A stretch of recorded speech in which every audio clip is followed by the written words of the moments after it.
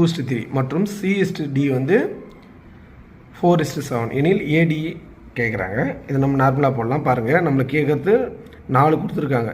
ABCD ஷார்ட்கட்டாக போடலாம். பாருங்கள், ABயோட வேல்யூனாங்க 2 3 அவ்வளோதான். அடுத்தது CDயோட வேல்யூ கீழே.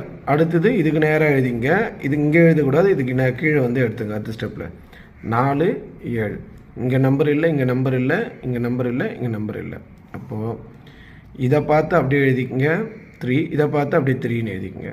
இதை பார்த்து 4, அப்படியே மறுபடியும் 4 மல்டிப்ளிகேஷன். பிறகு எவ்வளோ வரும்? 8 12 12 21. நம்மளுக்கு கேட்டுக்கிறது AD தான் கேட்டுக்கிறாங்க, ASD. அப்போ ஏவோட வேல்யூ நம்ம 8, இங்கே டியோட வேல்யூ 21.